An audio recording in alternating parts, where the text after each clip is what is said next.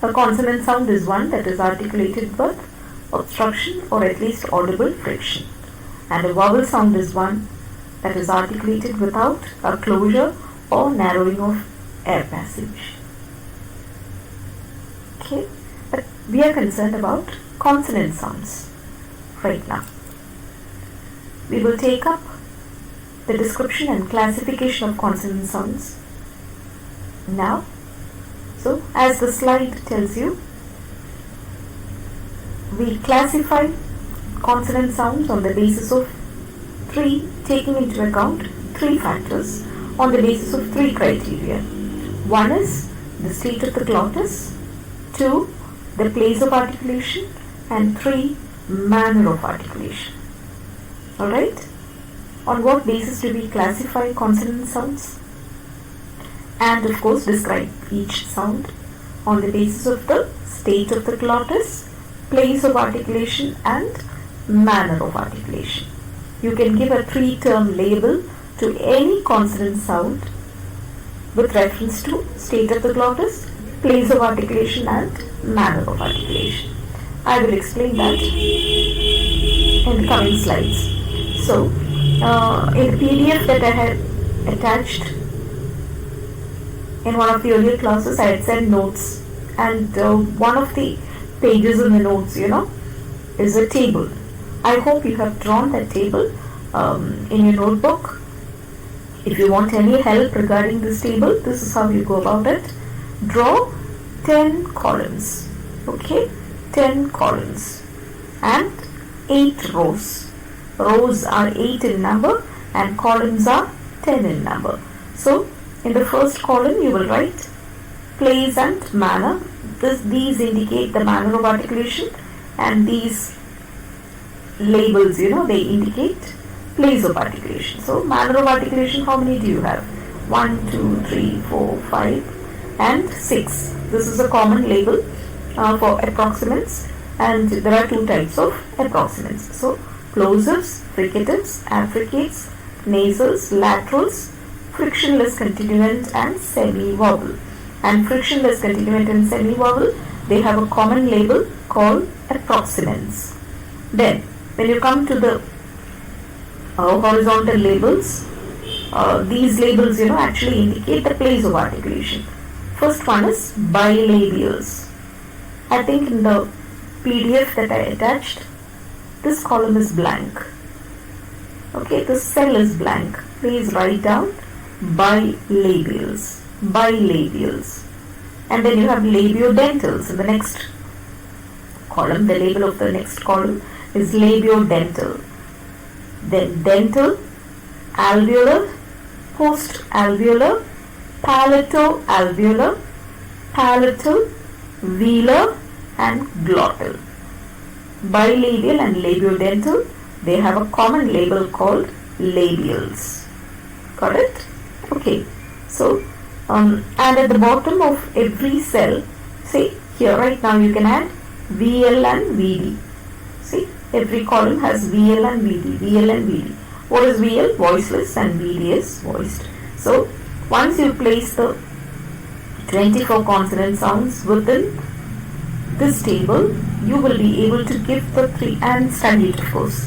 You have to practice and study this table, and you'll be able to give the 3-term label of any consonant sound from this table. For example, take T. What is T? Voiceless or voiced? It is voiceless. What is the place of articulation? Alveolar. What is the manner of articulation? Plosive. So, you can give a 3-term label to T as voiceless, alveolar, plosive. Take Ng. Voiceless or voiced? Voiced. What is the place of articulation? Velar. And Ng is a nasal sound. So, it's a voiced, velar, nasal. What is R? I'm sorry, it is not voiceless. R should come here. Please make the correction. It is not voiceless, it is voiced. R is a voiced sound. Voiced, it is wrongly marked here in the notes. It is not voiceless, it is voiced. Okay, so it should have come here. So, R is a voiced post-alveolar frictionless continuant. What about M? Voiced bilabial nasal. D is a voiced dental fricative. What about Ch? Voiceless palato-alveolar affricate. Okay, this is how you get the three-term label. First, with reference to state of the glottis as either voiceless or voiced. Then, with reference to place of articulation. How many places of articulation? 9 of them. Okay, and each consonant sound has one place of articulation. And the third term in the title, in the label, three-term label, is the manner of articulation. Now we will take this up in detail. So, first, how do you describe and classify consonant sounds? Based on the state of the glottis, you have two types, voiceless and voiced. I really don't have to explain this because we have done this in detail while doing organs of speech, right? I even give you a demo diagram on drawing the position of the vocal cords and so on. So I will just skip this. I will merely mention that voiceless sound is one that is articulated with the glottis being wide open, and the voiced sound is one that is articulated when the glottis is narrow and there is vibration of the vocal cords as a result. How many voiceless sounds do you have in English? 9. Which are they? P, T, K, F, K, S, Sh, and Ch. In fact, these are the only voiceless sounds in English. Okay, all of them are consonant sounds. Look at the next category. Voiced sounds. How many among the consonant sounds are voiced? The rest of them 15, right? 24 minus 9, of course, 15. So you have the entire list of voiced sounds here. What you need to remember is study this list, because this is the list of voiceless sounds in English itself. See, I didn't say this is the list of consonant sounds in English, voiceless consonant sounds in English. I said voiceless sounds in English, which means all the vowel sounds are voiced sounds. Okay, so along with the 15 consonant sounds plus the 20 vowel sounds, we have a total of 35 voiced sounds in English. No vowel sound is voiceless. All of them are voiced. Okay, which means every vowel sound is articulated with vibration of the vocal cords. Now what do you see here? There are only 9 voiceless sounds, and you will have to really study this list and keep in mind all the voiceless sounds, because as we move on to more technical topics, I will constantly be referring to voiceless sounds, and each time I will not be repeating the list of voiceless sounds. These 9 sounds should immediately come to your mind. Okay? Alright. Now we move on to the next one, the place of articulation. Now, this could be a new idea to you, right? What do you mean by place of articulation? See, how is a consonant sound produced? Basically with obstruction or friction. And when there is obstruction to the flow of air, how is this obstruction created? Through some sort of a closure. Two articulators come together and they close the air passage through the mouth. So there is obstruction or closure, but if there is no complete obstruction or closure, there is at least narrowing of the air passage, and thereby friction is produced. You saw this, right? So a consonant sound is articulated with obstruction or friction or closure or narrowing of the air passage. How is this made possible? Because of the movement of the active articulator. The active articulator touches a passive articulator, because active articulator moves, right? It usually touches a passive articulator. And The point of contact of the active and the passive articulator is referred to as the place of articulation. Simple, isn't it? What is the place of articulation? The point of contact of the active and the passive articulator. You should see, if the tongue is the active articulator, you can't be referring to the place of articulation with reference to the tongue all the time, can you? No. But the tongue touches different points in the roof of the mouth. So, it is easy to label the place of articulation with reference to which articulator? Active or passive? Passive articulator. What is the reason? Because in the case of most of the sounds, the active articulator is the tongue. So you can't be talking about the tongue and labeling it with reference to the tongue. So the tongue touches different points in the roof of the mouth.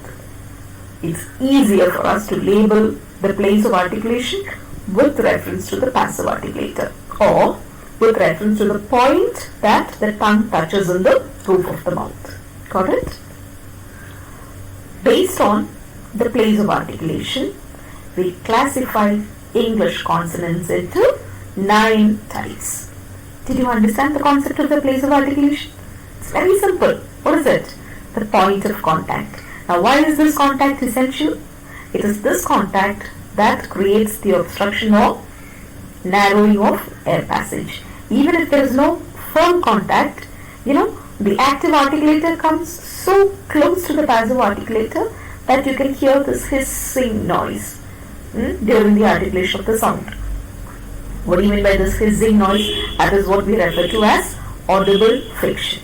Okay, so there is obstruction or friction caused by the movement of the active articulator to meet a passive articulator, and this point of contact is called the place of articulation. And based on the place of articulation, we have 9 types of consonants. We classify consonants into 9 types. What are they? 1, as you saw in the diagram, bilabial, labiodental, dental, alveolar, postalveolar, palatoalveolar, palatal, velar, and glottal. Are these names scary? No. Again, very simple. See, what is a bilabial sound? A sound that is produced with the 2 lips being the articulators. For instance, when you say p, b, m, w, you see that the 2 lips move, touch, come into contact, and so on, and they are the articulators. They block. The 2 lips come together to block the flow of air through the mouth, and such a sound is known as a bilabial. You know that labium refers to lip and bi means 2, so both the lips are the articulators. Simple. 2. What is the labiodental? Labium refers to lip and dental, all of you know, is a reference to the teeth. So labiodental involves the lower lip and the upper row of teeth. Of course, the upper row of teeth cannot be an active articulator. It doesn't move. It is only the lower lip. It is the lower jaw that moves. See, when you look at the human body, that is the face, what's the structure? You can move your entire head up and down, but you cannot move the upper jaw alone, right? You can move your entire head, but as you speak, it is only the lower jaw that moves, not the upper jaw, because it has no mobility on its own. It can move only as the entire head is moved. Okay. So, the organs in the lower jaw are the active articulators. So, the lower lip comes into contact with the upper row of teeth. And we have sounds in English like f, v, which are articulated with the lower lip coming into contact with the upper row of teeth. And what do you call these sounds? Labiodental sounds. Okay. Third one, dental. Now in this case, the active articulator is the tip of the tongue And the passive articulator, the back of the upper front teeth, not the entire row of teeth. On the other hand, only the front teeth. But which side? The tip of the tongue comes into contact with the back part of the front teeth. When you pronounce sounds like th and the, you have Malayalam ta and da. Ta, da. Pronounce these two sounds. You can see, the tip of the tongue comes into contact with the upper front teeth. But in English, okay, of course, because we have Malayalam ta and da, we pronounce the English sounds the and the almost like Malayalam ta and da. But the right way of pronouncing it is this. See, it is not the, it is th. It doesn't, it's not, there is no firm contact.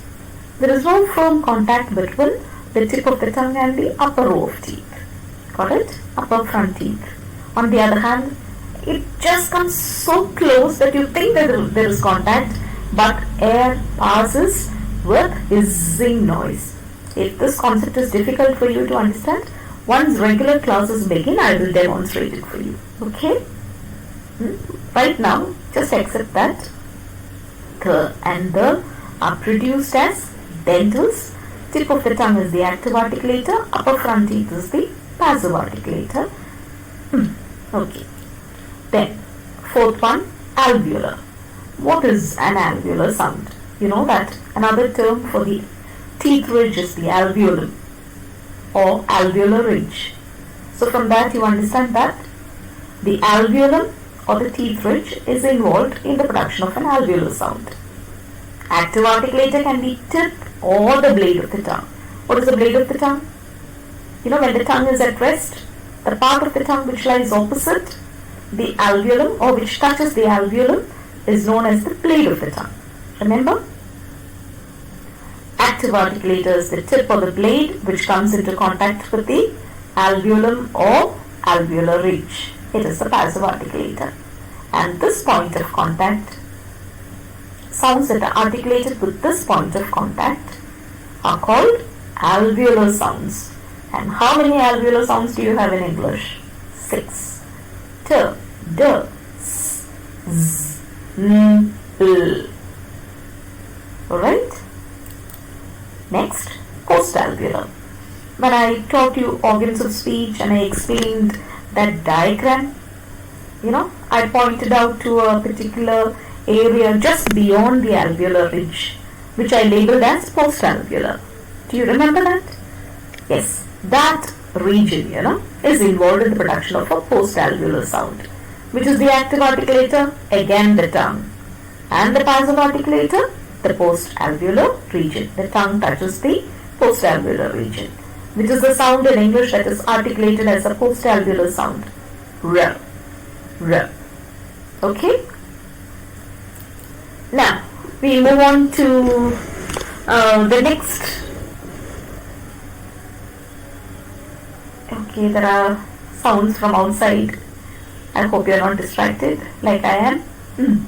Okay, come back. Palato-alveolar sounds. Shall I explain this slide after I do palatal sound? That is better. So, do you understand what an alveolar sound is? What is an alveolar sound? One that is articulated with the tip or the blade of the tongue coming into contact with the alveolar ridge. This is an alveolar sound. Now let us move on to palatal sound. What is a palatal sound? See, when you speak of the front of the tongue, what does it refer to? The part of the tongue which lies opposite the hard palate is called the front of the tongue. Am I right? Yes. It is not the tip of the tongue. On the other hand, when the tongue is at rest, the part of the tongue which touches the hard palate is called the front of the tongue. Okay. So, in the production of a palatal sound, which are the articulators? The front of the tongue touches the hard palate. Okay. And such a sound is called a palatal sound. which is the sound in English that is articulated as a palatal sound. Y, not j, y. Okay. Now let's go back to the previous one. Palato-alveolar. So an alveolar sound is produced with the tongue and the alveolar ridge. Palatal sound is produced with the front of the tongue and the hard palate. A palato-alveolar sound. How many palato-alveolar sounds do you have in English? See? Sh, sh, sh, sh. These sounds actually combine the articulatory features, with reference to place of articulation only. Okay, with reference to only place of articulation. They combine the features of alveolar and palatal sounds. So what happens? When you produce a palato-alveolar sound, the tip or blade of the tongue comes into contact with the alveolum or teeth ridge. Simultaneously, that is, at the same time, the front of the tongue is raised in the direction of the hard palate. It may not come into contact, but it comes very close to the hard palate. Got it? I'll explain once more. An alveolar sound. First, this part. Alveolar, what is an alveolar sound? A sound that is articulated with the tip or the blade of the tongue touching alveolar ridge. What is a palatal sound? One that is articulated with the front of the tongue touching the hard palate. A palato-alveolar sound is one during the articulation of which the tip or the blade of the tongue touches teeth ridge. Right. Simultaneously, at the same time, along with this, the front of the tongue is raised in the direction of the hard palate. Right? And such a sound is known as a palato-alveolar sound. So basically, how many articulators? 2 active articulators and 2 passive articulators are involved in the production of a palato-alveolar sound. We have 4 palato-alveolar sounds in English. Sh, zh, sh, and j. Okay? Now it sounds simple, doesn't it? Okay. Then we move on to the next type. Velar. What is a velar sound? Velar, the term we have already come across, velum, velaric. So you are very familiar with this term. It refers to the soft palate, which is a part of the tongue which lies opposite the soft palate. The back of the tongue. We call it the back of the tongue in phonetic literature. So, in the production of a velar sound, the back of the tongue comes into contact with the soft palate or velum. Pronounce k, g, ng, ng, ng. Of course, this sound is a nasal sound. There is contact between the back of the tongue and the soft palate, but as in the case of k and g, this contact is not released. That is why air moves through the nose and escapes into the atmosphere. Whereas in the case of k and g, after the contact, there is release. Okay.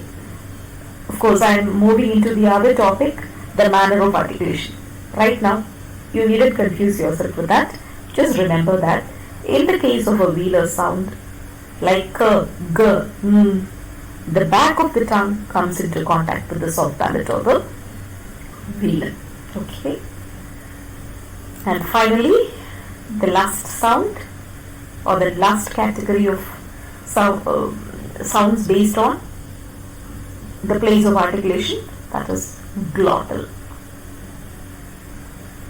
In the case of the glottal sound, it is actually produced at the glottis. And look at the example.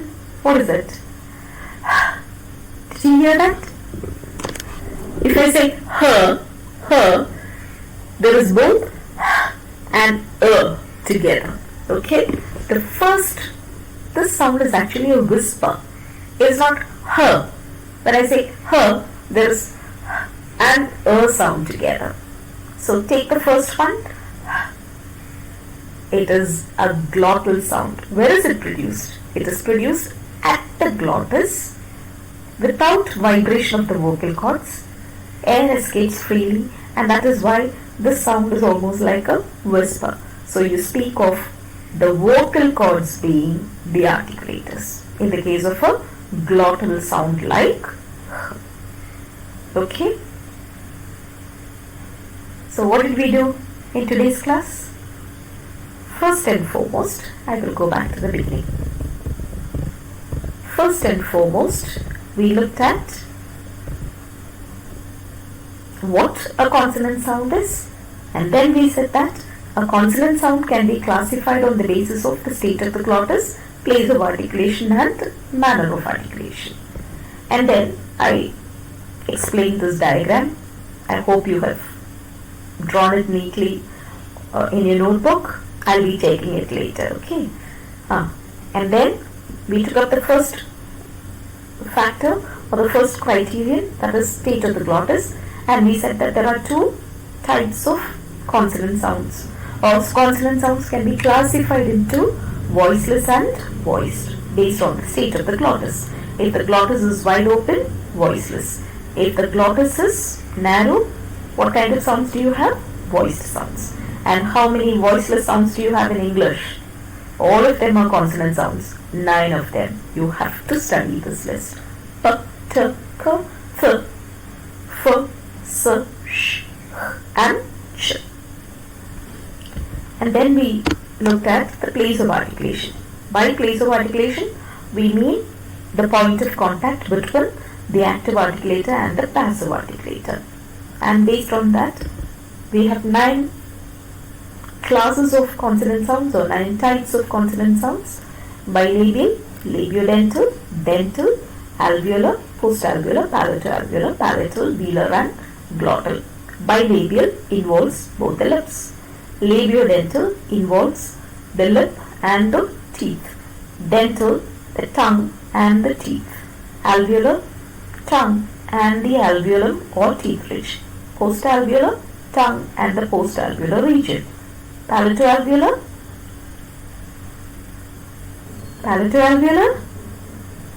alveolum and tongue, as well as front of the tongue and hard palate. Palatal sound involves the front of the tongue and the hard palate. Velar involves the back of the tongue and the velum or the soft palate. And a glottal sound is one that is produced at the glottis. Right? At the glottis. How many bilabial sounds do you have in English? 4. P, B, M and W. Labiodental, 2. F, B. Dental, 2. F, D. Alveolar, 6 of them. T, D, S, Z, N and L. Postalveolar, 1. R. Palatoalveolar, we have 4. Sh, J, Ch, J. Palatal, 1. Y. Velar, we have 3. K, G and Ng. And glottal, 1. Got it? So, we have classified the 24 consonants into 9 types based on the place of articulation. Okay? I think this will do for today. You can revise this for the rest of the class. Alright? And we will take up the manner of articulation in tomorrow's class. I don't want to load you with too much. That's why. Alright? Thank you. Now, what is a consonant sound? One that is articulated with obstruction or friction. How is the obstruction or friction created? It is created by the action of the articulators. There is either closure or narrowing of the air passage that is effected by the active articulator touching the passive articulator or coming very close to the passive articulator. And this narrowing of the air passage or the manner in which, the mode in which the air passage is closed and then released or narrowed by the articulators is referred to as stricture. What do you call it? stricture. Okay, you've heard this word constriction.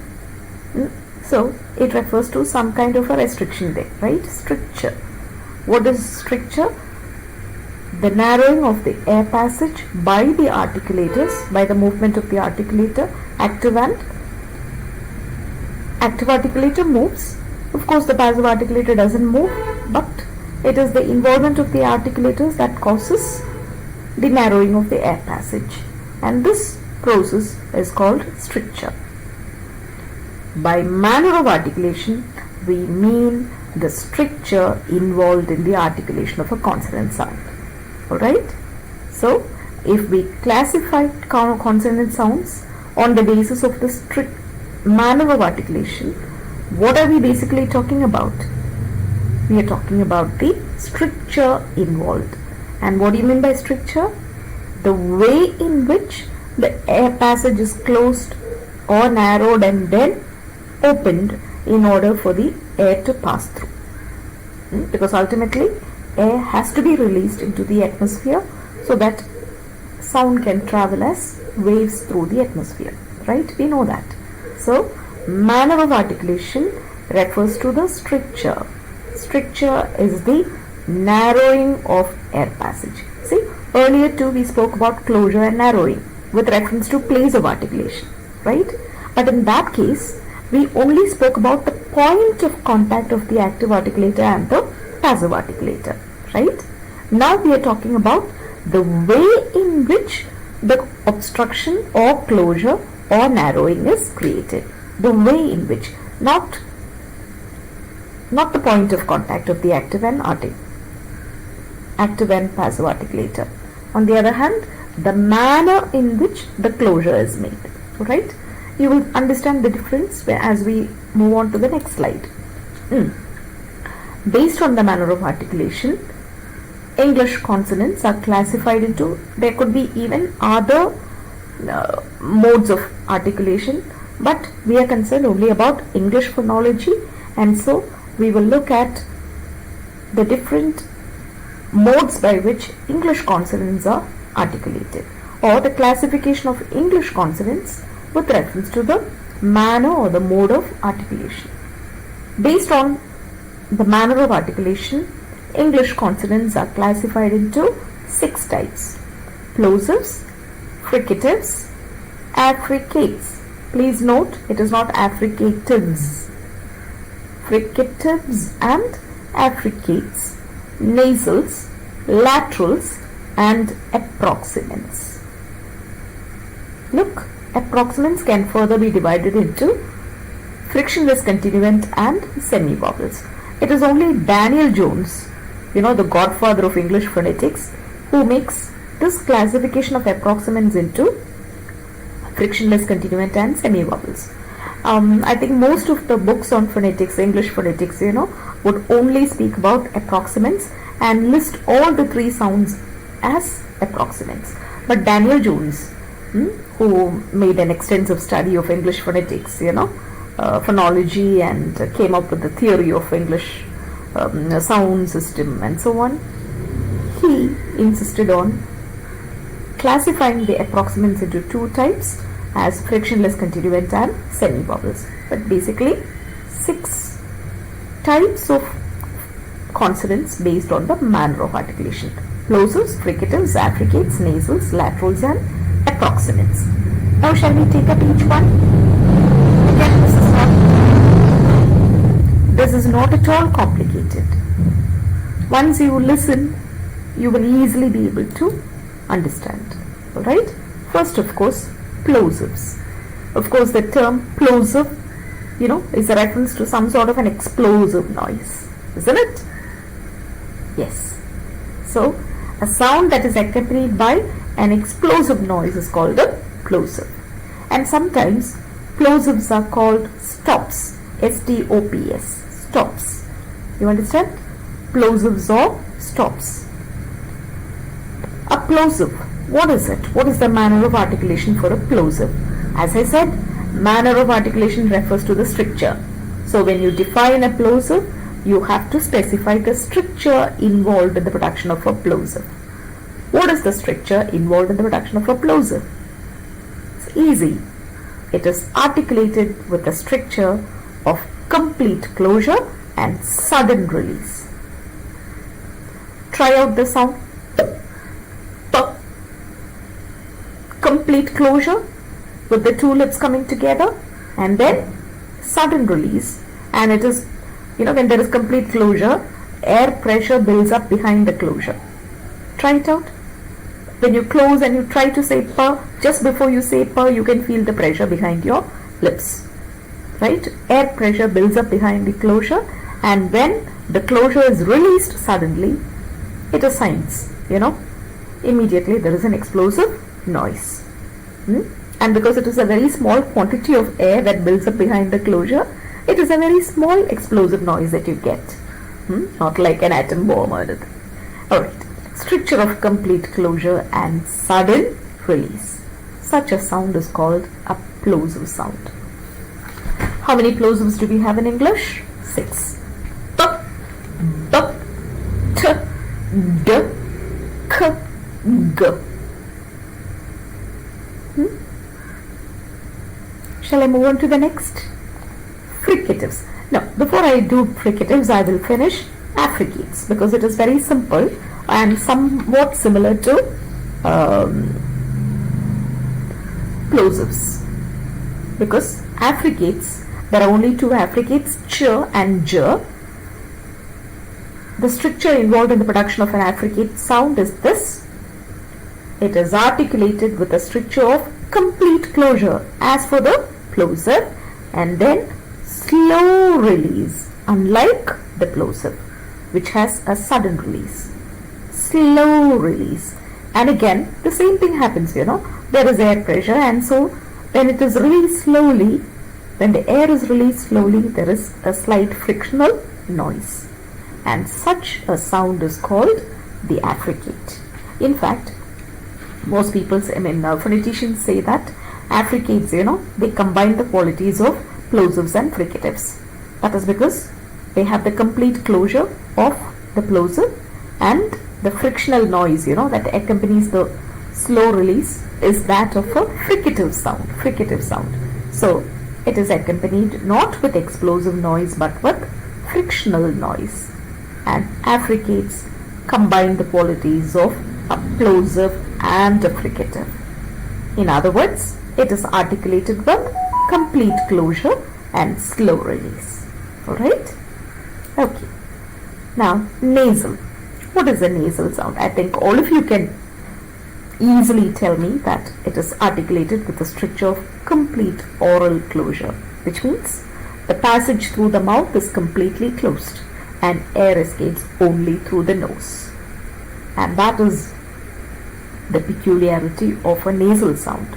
It has nasal release. And how many nasal sounds do we have? M, n, ng, m, n, ng, m, n, ng. Okay, in English. Then lateral. Again, this is very simple. A lateral sound is one articulated with a structure of partial closure. Come on. The example is L. L. We have only one lateral sound in English. What is it? L. The first sound in look. So all of you pronounce the sound L and keep on pronouncing it like L. You can go on till you lose your breath. Right? Once the stored air is over, you have to stop in order to breathe in. That is when you stop. Say, completing L. If you keep on prolonging the pronunciation of L, you can go on till you lose your breath. And you have to stop in order to breathe in. That is because the sides of the tongue, see, when you pronounce L, there is contact between the tip of the tongue and the alveolar ridge, or the alveolum, or the teeth ridge. This is why we said that L. What is the place of articulation for L? If you have your notebook with you and the table before you, please check. The place of articulation is alveolum. It's an alveolar sound. Why is that? Because the tip of the tongue comes into contact with the alveolar ridge, and thereby there is closure. But what sort of closure? The sides of the tongue are lowered so that air escapes continuously through the sides of the tongue. Try it out once again. A. Prolong the pronunciation. It is possible for you to prolong the pronunciation of the sound A only because there is free flow of air through the sides of the tongue. If not, you could not have prolonged the pronunciation of the sound A. Try prolonging the pronunciation of P or B. It's not possible because there is complete closure and sudden release. Finished. But in the case of L, it is possible to prolong the pronunciation only because there is partial closure and air escapes continuously through the sides of the tongue. Got it? So, the stricture involved in the production of a lateral sound is partial closure.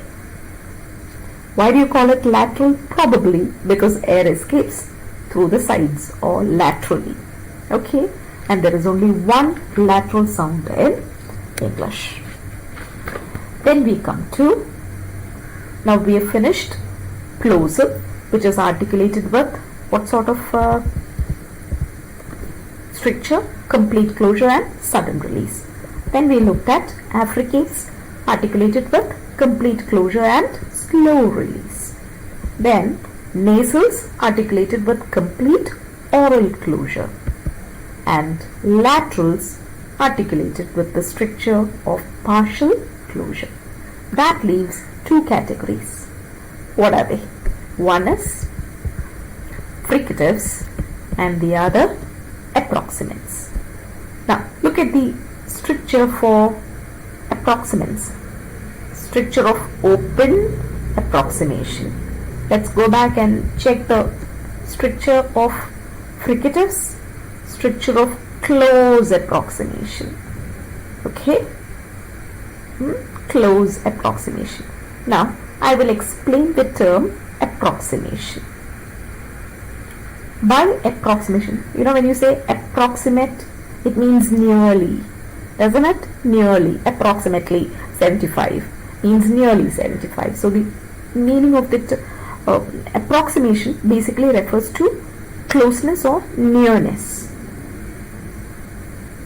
In phonetics, when we speak about approximation, especially in this context, in the context of production of sound or articulation of sounds, we are talking about the closeness of the active and the passive articulator, or the nearness of the active and the passive articulator, right? How near do they come? In the case of, let's go back to go down to approximants. See, approximants are produced with open approximation. And look at the PS that I have given. All vowels are articulated with open approximation. All vowels are articulated with open approximation. What do you mean by approximation? The nearness or the closeness or the contiguity of the active and passive articulators. When you say that vowels are articulated with open approximation, I think you can use your common sense and tell me that, there is enough gap in the approximation. Approximation meaning the nearness of the active and passive articulator. There is enough gap between the active articulator and the passive articulator for air to pass through without friction. That is why, a vowel sound is articulated without friction or obstruction. And a vowel sound is articulated with the stricture of open approximation. So what does that mean? It indicates that open approximation means the active and the passive articulator are far apart, or at least they are far enough from each other for the air to pass through without friction. Okay? And this is exactly the stricture involved in the production of the consonant sounds which are grouped under approximants. Approximants, which are they? This sound and these two sounds. As I said, Daniel Jones, he made a distinction between this sound which he pronounced as r, not as r. Earlier I think in the last lecture I explained about Daniel Jones, our RP pronunciation of r. It is always pronounced as r.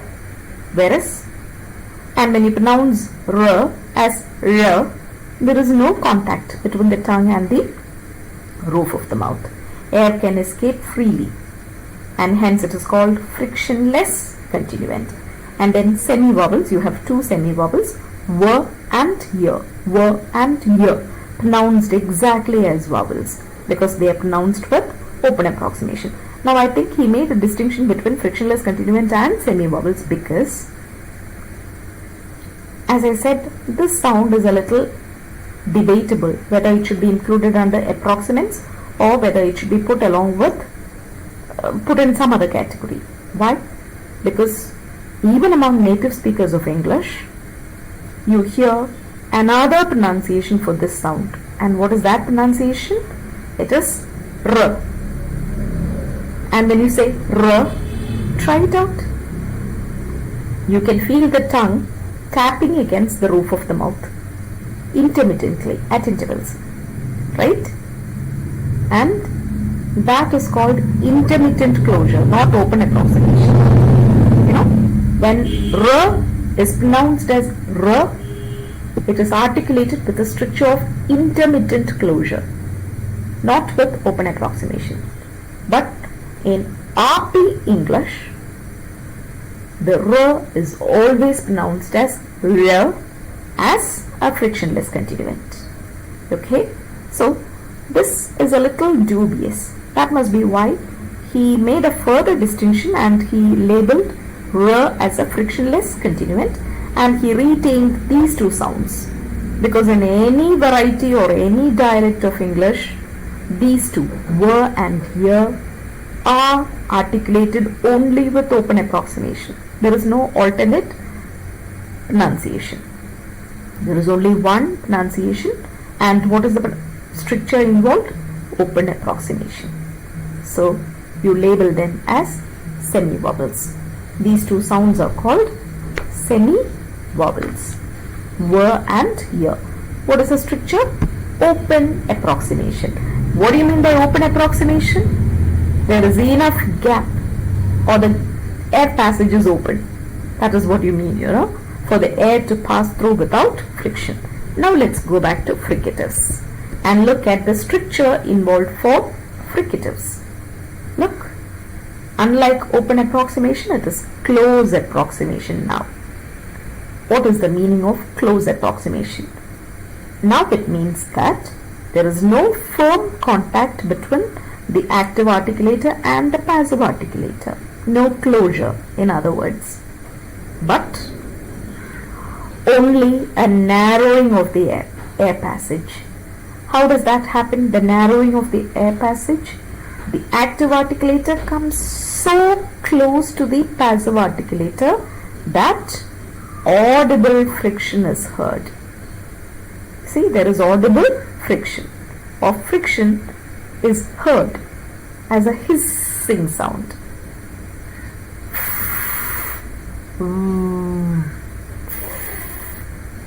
See, again, I don't know how far you can hear the hissing noise. At least in s and z, I'm sure you can. S, z, sh, zh, and so on. Okay. So these are the sounds that are articulated with the stricture of close approximation. By close approximation, we mean that the gap between the articulators becomes very narrow, so much so that an audible friction is created when air passes through the narrow gap, and such sounds are called fricatives. Alright, so how many fricatives do we have in English? We have 9 fricatives. F, V, Th, D, S, Z, Sh, J and H. Of course, this is not the way you pronounce sounds as F, V, and so on. Okay, did you understand? Shall I go through them once more? Plosive is articulated with a structure of complete closure and sudden release. Fricative articulated with a structure of close approximation. Affricate is articulated with a structure of complete closure and slow release. Nasal with complete oral closure. Lateral with partial closure, with a structure of partial closure. Approximants with the structure of open approximation. Alright, and hence there is free flow of air through the air passage. No obstruction, no friction, and you have two types, frictionless continuant and semi-vowel. Alright, all vowels are articulated with open approximation. Now, I want to explain something. Earlier I spoke about a R that is articulated with a structure of intermittent closure. Remember? That R is called trill R, whereas frictionless continuant is articulated with the structure of open approximation, and you find the frictionless continuant R only in received pronunciation. Alright, this must be the reason why Daniel Jones put the R not as a semi-vowel but as a frictionless continuant, because you also have another variety of R spoken used by the native speakers. Then we come to this is the last slide. Now comes an important question. I'm sure some of you thought of it, right? I said all vowels are articulated with open approximation. Certain vowels like V and Y are articulated with open approximation. What is the difference, basic difference between a consonant and a vowel? A consonant is one articulated with obstruction or friction, and a vowel is one that is articulated without any friction or obstruction, or in other words, with open approximation. If so, why should these two sounds, V and Y, be grouped under consonants and labeled as semi-vowels instead of being grouped under vowel sounds? Because how do you normally define a vowel sound? One that is articulated without obstruction or friction, right? If that is the basic difference between a consonant sound and a vowel sound, why do we classify V and Y, or why do we group V and Y, which are produced exactly like vowels with open approximation, without any obstruction, without any friction, under consonant sounds? Isn't that a question? A legitimate, a logical question? Yes. Now look at, so in order to explain that, I want you to look at these three rows. Okay, I have given you examples. This is the transcription. So this is fill, this is rain, this is pan, and so on. All these are monosyllabic words. They have only one syllable. All the words in this, in this slide, the ones that I have mentioned here, all of them are monosyllabic, which means they have only one syllable. So, if you want to study the structure of a syllable, you can make use of these monosyllabic words easily. What is the structure? Each of these words, I'm going to call them syllables now, alright, because they are monosyllabic words, right? So I'm going to say that they are syllables. In each of these syllables, there is a vowel sound, right? E, A, O, A, E, U, and U. Later, when we take up the topic syllables, I will be discussing the structure of a syllable, and then I will teach you what the nucleus of a syllable is. A syllable can have a nucleus and also marginal elements. The nucleus is always a vowel sound. Okay, what is the nucleus of a syllable? It is always a vowel sound. You've done in your science classes, or you've studied the structure of an atom. The atom has a nucleus. Can an atom have two nuclei? No. There is only one nucleus in an atom. So also with the syllable. There is only one nucleus in a syllable. And this nucleus is always a vowel sound. It has the central position. It has the, it is mandatory in a syllable. And what is the position of the consonants? The consonants occupy only marginal elements. They are optional. For example, in a word like A-I-R, air, there is only one sound. And what is that sound? Air. It is a vowel sound. You see, you can have an entire word with only the vowel sound. That's because the nucleus of the syllable can stand by itself. You understand? The nucleus is independent, it is primary, it is mandatory, and it is always a vowel sound. Let us look at the nucleus in all these sounds, in all these words. In fill, E. In rain, A. In pan, A. In win, E. In whale, A. In want, O. In use, U. In pure, U. In mute, U. Right? So, which is the nucleus in all these words? A vowel sound. Because it is always the vowel that is the nucleus in a syllable. Now look at the marginal elements here. Which are the marginal elements in fill? F, L, consonants. R, N, consonants. P, N, consonants. Here, what do you have? We have our semi-vowel, right? W, W, W. Again, Y, Y, Y. In mute, pure, use, win, whale, and want. What is the position of W and Y in these words? Or in other words, what is the position of W or Y in a syllable?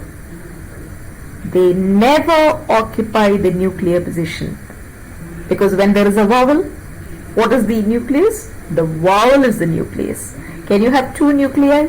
No. There is only one nucleus in a syllable. And this is a monosyllabic word, which means this is one syllable.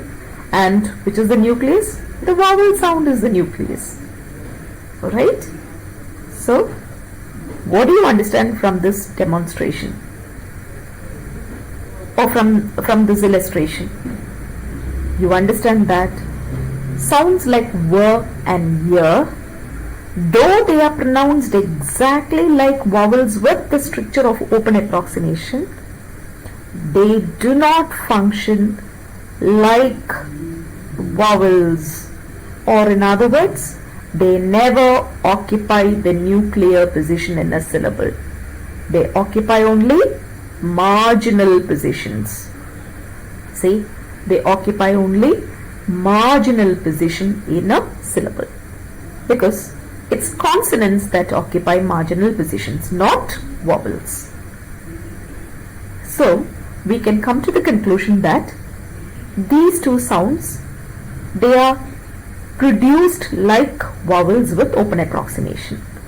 But how do they function? Functionally, they are consonants.